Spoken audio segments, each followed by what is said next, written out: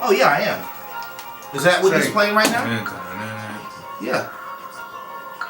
That's not right. That's not what he's playing? It's gotta be what he's playing. That's Cookbook. Yeah, that's gotta be tough, man. I got thousands of songs on my iPod. I listen to every kind of music out there. You know, I'm heavily influenced by my man Isaac Powers. That's my boy. A lot of what I listen to now is instrumentals. Ever since I started making music, and it's kind of killing my love for hip hop because I don't get a chance to listen to new stuff because I'm working on my next stuff. I listen a lot to Brother Ali. See, I can see that. See, because his delivery is much the same. You know, very like. He's a big influence on my music, man. He's got a lot to do with that. A lot to do with that. You know, I don't know, man. You know, like I said, I just try to write about things I know. You know, some of the songs are a little darker. You know, sometimes you get angry and you start writing it and you come up with some good stuff. You know, whatever the mood I'm with, I listen to the beat over and over again and just start writing whatever comes out, man. No real plan to it. No doubt. Okay, no doubt. Well, you seem to have, like, as far as stylistically too, you come with some really tight punchlines too. I was listening. I can't remember the exact lyric, but you said something like, you know, you went to the fast food restaurant and they gave you no bacon, cheese, or burger. You know, like stuff like that. You just come with like stuff that's made me laugh because, you know, I like a lot of cats that have been interviewed here. I've had the pleasure of being able to like walk by the studio as you're working. Shouts to Mud Buddha. My man recording over at the crib, over at the laundry room, you know. But a lot of the things that you say just like kind of have like that, you know, that punchline effect where I come by and I laugh, you know what I'm saying? Because it's like, I'm like, oh, that was funny, you know, it was a tight punchline, you know. You know, a lot. Sometimes to be honest with you, I kind of tone it down a lot. I don't want to put too many punchlines. You know, some of it, to me, when I listen to some hip hop that's out there, you know, clear, no names. I mean, I'm not calling anything out. It just, some of the music I listen to is just too much punchline, and there's just nothing to go with it, you know. And so I try to put them in there just as I think of them, but at the same time, I like to spread it out, and sometimes I'll take some out just if I think it's just an overload, man. It adds a little more zing to the other lines, in my opinion. So.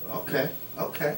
Well, check it. We got a song lined up here called "Ticking Away." Do you wanna intro that? Yeah, this is a track by the beat was done by my boys at Basement Productions out of Philly. This is off the Empty Stages project. Okay. And we'll talk about we're gonna talk about that when we come back. But I want to give them a little more music too. So this is just one that I just really like. I like the way it flows. This is a good joint. Okay. Well, here it is, "Ticking Away." Taste it, y'all. Oh, wrong one. My bad.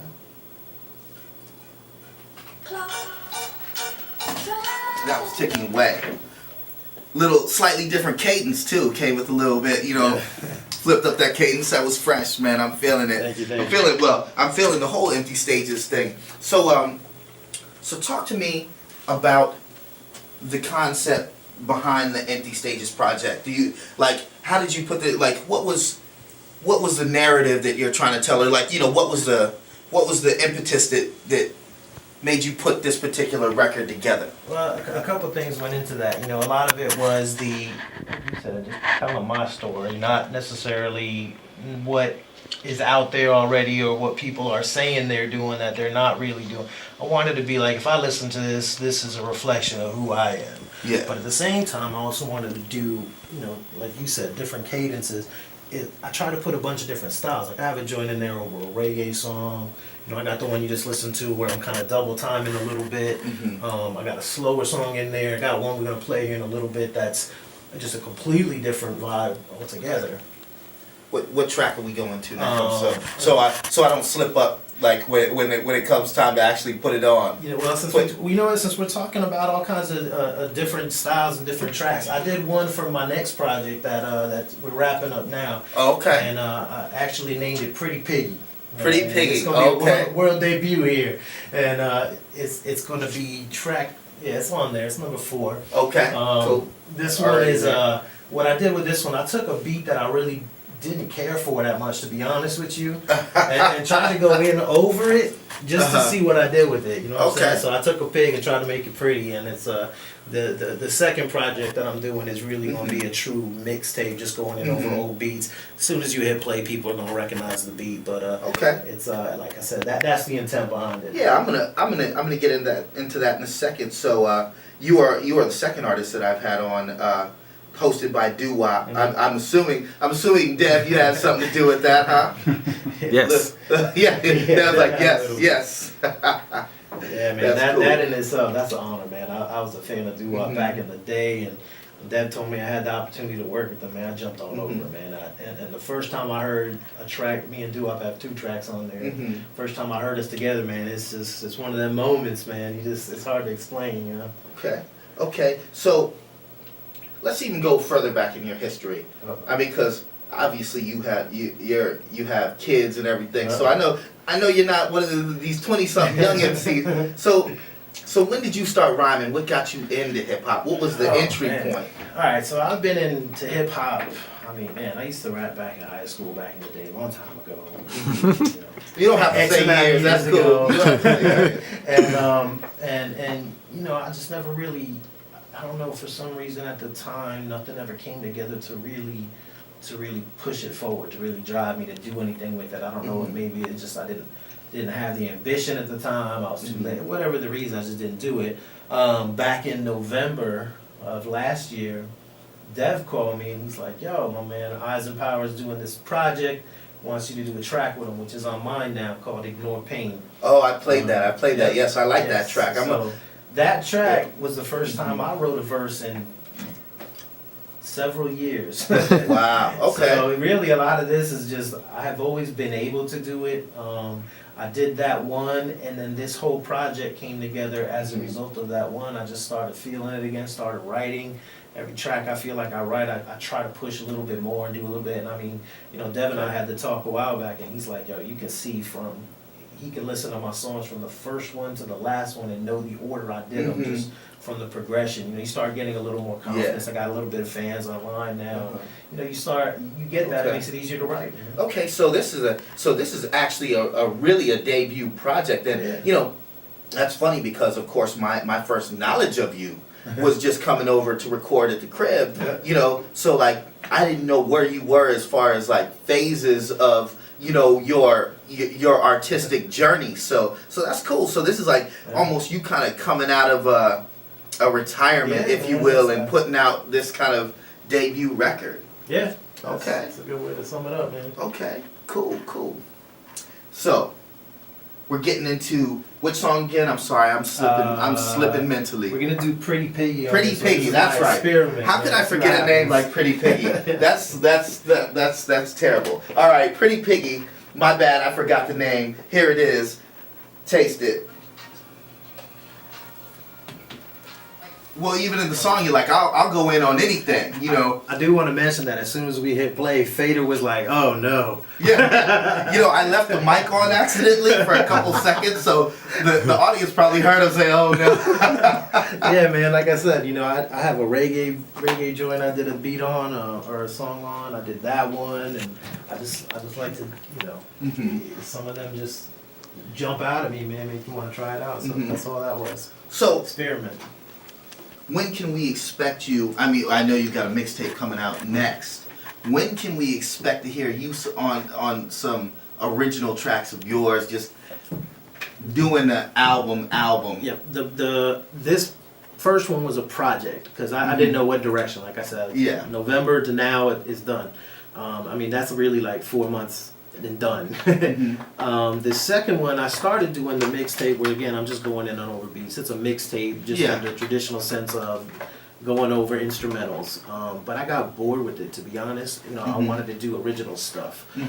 So I kind of cut it back, and I'm just making that a quick EP drop and done. Okay.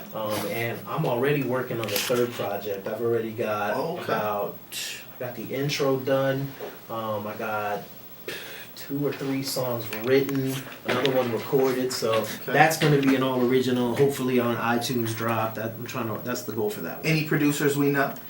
I'm working with Basement Productions again. I got a track. I'm definitely gonna be using tracks by G3, Mud Buddha. Oh, okay. All right. My intro track on Empty Stages was done by, Internet's Crazy, man. I hooked up with a dude from Poland, PAFF. Wow. And he's sick, man. He's done a couple of tracks on my first one. He's definitely gonna be doing one or two, maybe three on the third one. So, wow. I'm gonna try to stay with what I've got. It seems to be working well. I like the vibe I'm feeling from him too. Okay. Heck yeah, that is fresh. Like, yeah, the ability to just be able to like hear somebody's stuff and be like, I like that. I want to work with you and send like stuff back and forth. I always am amazed by that. Yep. Now, we're gonna get into next. I'm gonna talk it up a little bit and ask you a few questions. We're gonna get into the song "Gymnast in the Nude" next because I wanted to get into that because you have a video for it on YouTube. Yep. So we want to make sure that everyone goes and sees this video. The song is called "Gymnast in the Nude," which is yet another title.